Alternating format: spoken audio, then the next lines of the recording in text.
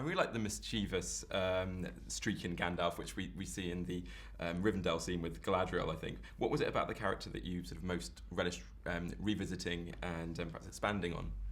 In Lord of the Rings, I played two Gandalfs. Gandalf the Grey, who falls to his apparent death after fighting the Balrog, and Gandalf the White, who's the resurrected figure who's suddenly turned white and got a shorter beard and is sort of a driven commander who's got a military plan afoot. I prefer Gandalf the Grey, the guy with the pointy hat, the one who smokes and drinks and lets off fireworks.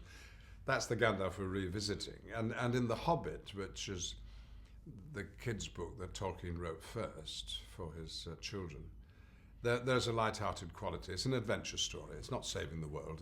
It's the dwarves are off on a adventure. Let's make sure that they have a good time and come back safely.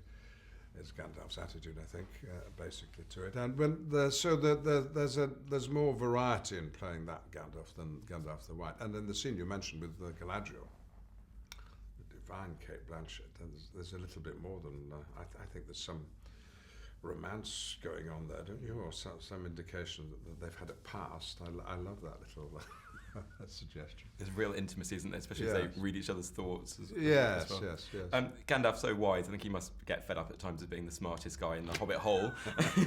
But what kind of talents and skills, though, does he recognise in the dwarves and, of course, Bilbo? Well, that's a question that Galadriel asks Gandalf. Why have you chosen Bilbo the Hobbit?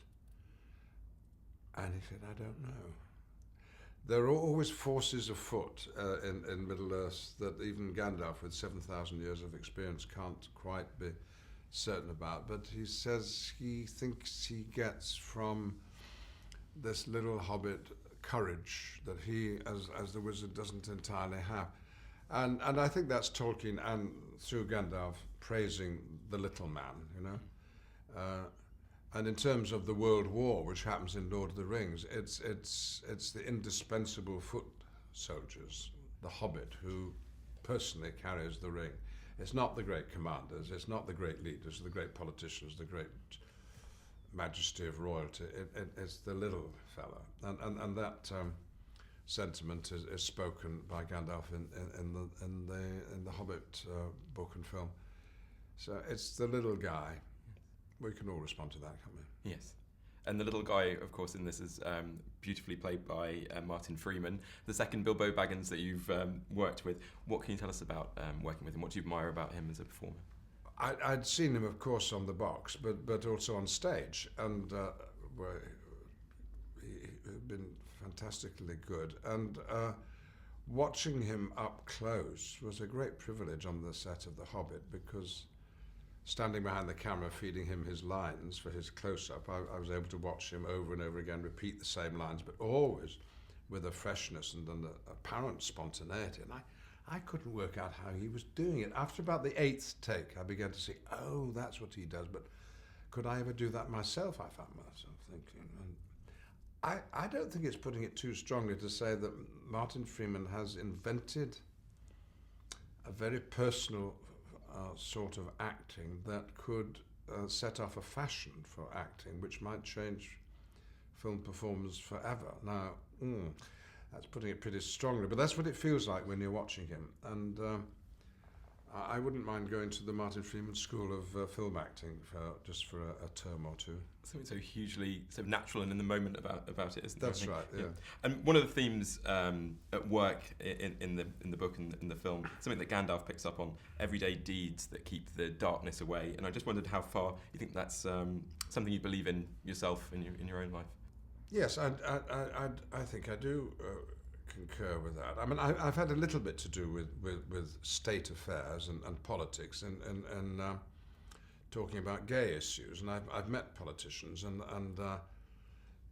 it in the end is the experience of individual people relating their own lives to the laws of the land, and it's always the personal experience that's more important than some decree that's come down from on high.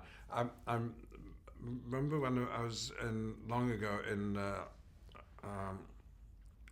Czech Republic doing King Lear, and Havel, the playwright who had become president of the country, came to see King Lear, and shortly afterwards gave an interview and was asked what he'd thought of the performance. He said, well, it's funny, I've always liked King Lear. He said, before I became president, I was writing my own version of King Lear.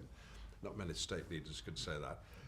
And he said, what I struck about King Lear is that it's a family affair. And he said, since I became president, I've realized that it's the real direct personal relationships between leaders, which is what shifts the world forward.